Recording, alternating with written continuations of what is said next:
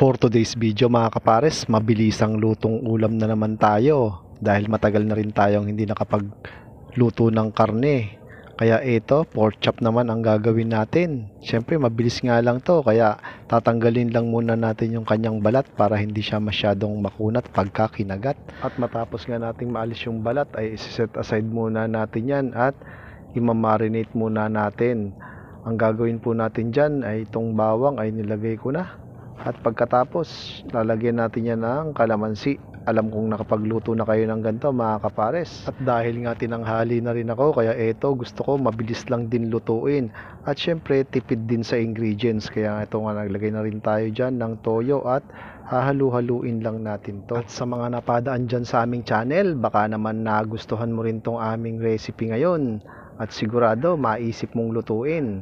At kung umabot ka sa video na to, baka pwede naman paki-follow po kami. At ito na nga yung ating sibuyas at gagawa tayo ng onion rings. At shoutout nga din pala sa aming mga bagong followers dyan at sa mga nag-share po ng aming mga video. Maraming salamat po. At matapos nga nating mahiwa-hiwa ang ating onion rings ay syempre isisir lang natin yung ating pork chop ng ganito.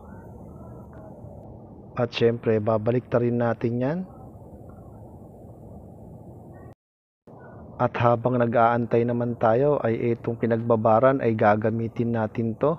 Sinala ko lang muna at magdadagdag din po tayo dyan ng iba pang sangkap. At pagkatapos naggisa na nga tayo ng ating sibuyas.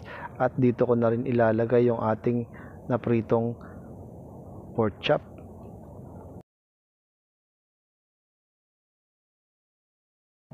At saka ko na inilagay yung tinimplahan nating sauce. Ayan. Napakabilis lang nito mga kapares. Pagkatapos kumulo ay nilagay na natin yung ating sibuyas at hinalo-halo lang natin yan at aantayin lang natin ng ilang minuto at pagkatapos tikiman time na mga kapares, mga antayon.